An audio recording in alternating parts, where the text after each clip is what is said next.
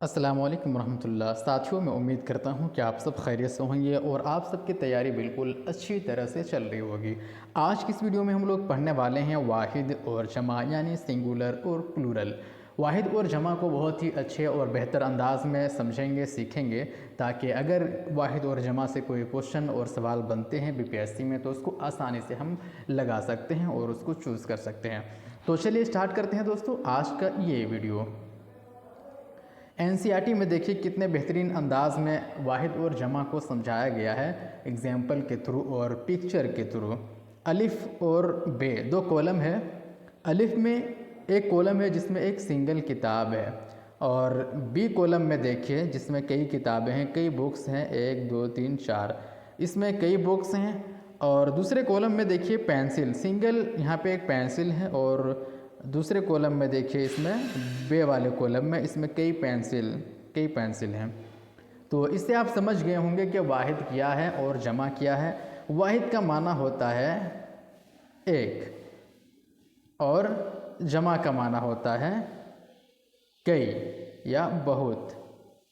तो कई किताबें यहाँ पे हैं और यहाँ कई पेंसिल हैं।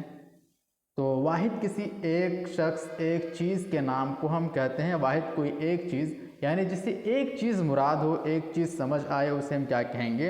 वाहिद कहेंगे। और जमा जो एक से ज़ायद चीज़ों को ज़ाहिर करे, जो एक से ज़ायद चीज़ों को बताए, वो हम क्या कहेंगे? उसको हम जमा कहेंगे।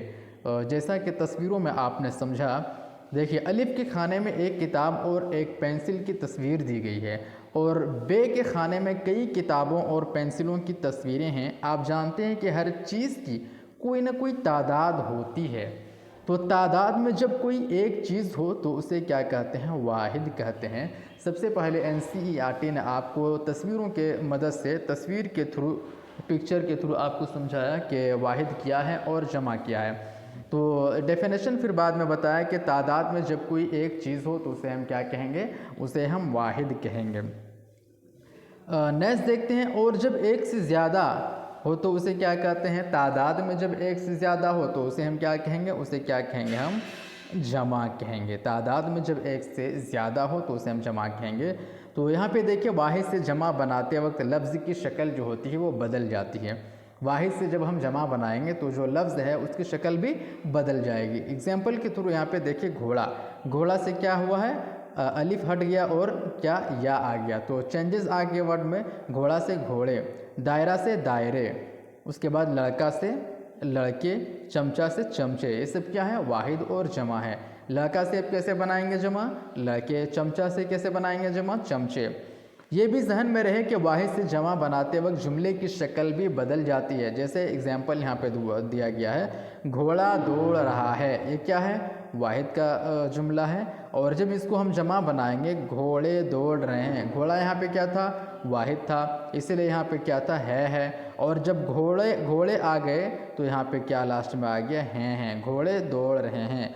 लड़का खेल रहा है, तो यहाँ पे लड़का क्या है? लड़का सिंगुलर है यानी वाहिद है।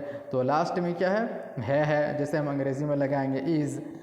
बॉयज़ आर प्लेइंग, या बॉय इज़ प्लेइंग, लेकिन यहाँ लड़के खेल रहे हैं, द बॉयज़ आर प्लेइंग ऐसे कहेंगे। तो यहाँ पे हैं का इस्तेमाल हुआ है। तो वाहिद से जमा जब बनाएंगे तो इस तरह जुमले में भी तब्दीली आएगी।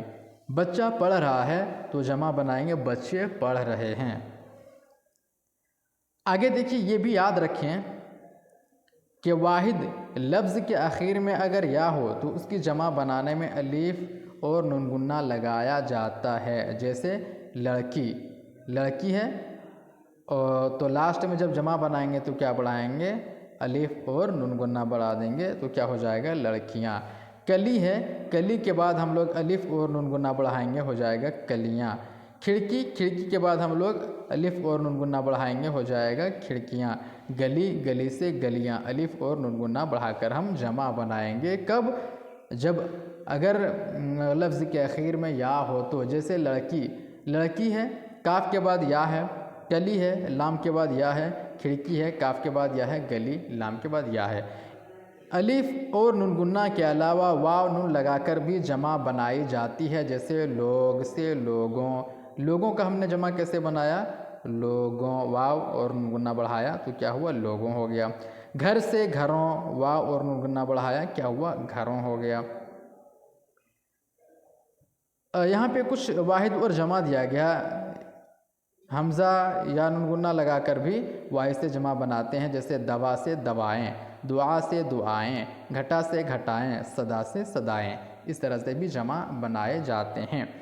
कहीं या और नून गुन्ना लगाकर भी जमा बनाई जाती है, जैसे शाम से शामें, रात से रातें, रात से राहें, खबर से खबरें, तो या ये और नून गुन्ना बढ़ाकर भी जमा बनाया जाता है। ऊपर की मिसालों में वाहिद से जमा बनाने का ये उर्दू कायदा है। इसके अलावा उर्दू में फ़ारसी अरबी कायदे से भी वाहिद से जमा बनाई जाती है। फ़ारसी कायदे के मुताबिक ये लफ्ज़ देखिए, ख़याल, ख़याल से ख़यालात, सवाल, सवाल से सवालात, एहसास, एहसास से एहसासात। अब अरबी कायदे के मुताबिक वाहिद से जमा बनाने की ये मिसालें देखिए। क़िस्म से क्या है, अक़साम, शेर से अशआर। तो अरबी वर्ड भी पूछे जाते हैं एग्ज़ाम में, जैसे आपको दे दिया जाएगा शेर, शेर की जमा क्या है, तो आपको बताना है कि शेर की जमा क्या, अशआर है। हाकिम की जमा क्या है, हुक्काम, ज़रिया, ज़राए, शायर, शोरा, अमीर, उमरा, रसाइल, रसाला से रसाइल। आगे देखिए, दर्ज झेल में वाहिद और जमा की शनाख्त कीजिए। आपने जो अभी पढ़ा वाहिद और जमा किया है, वाहिद और जमा को कैसे बनाया जाता है, उसकी अब आपको शनाख्त करना है। जवाबात क्या है, जवाबात क्या है, वाहिद है या जमा है, ये आपको जवाब देना है। तो जवाबात क्या है, जमा है। साहिल क्या है, साहिल वाहिद है या जमा है, ये आपको जवाब देना। तजुर्बा, तजुर्बा वाहिद है या जमा है, जमा इसका क्या होगा, तजुर्बात है। ख़यालात, जैसा कि आपने ऊपर पढ़ा, क्या है, वाहिद है या जमा है, तो ख़याल की जमा ख़यालात। आईने, ये भी या और नून बनाकर जमा बनाते हैं। अदाएँ, ये भी जमा है। ग़ुरबा जमा है। बच्चा वाहिद है। फूलों, वाव और नून गुन्ना बढ़ाकर जमा बनाते हैं। तो ये आप समझ गए। दर्ज झेल में जो भी वाहिद और जो जमा के लफ्ज़ हैं, उसको आपने शनाख्त कर लिया कि वाहिद हैं या जमा हैं। तो ये था दोस्तों वाहिद और जमा बनाने और जमा को पहचानने का तरीक़ा और उसकी डेफिनेशन। साथियों, अगर ये वीडियो आपको अच्छा लगा हो तो प्लीज़ वीडियो को लाइक करके चैनल को ज़रूर सब्सक्राइब कर देना। शुक्रिया।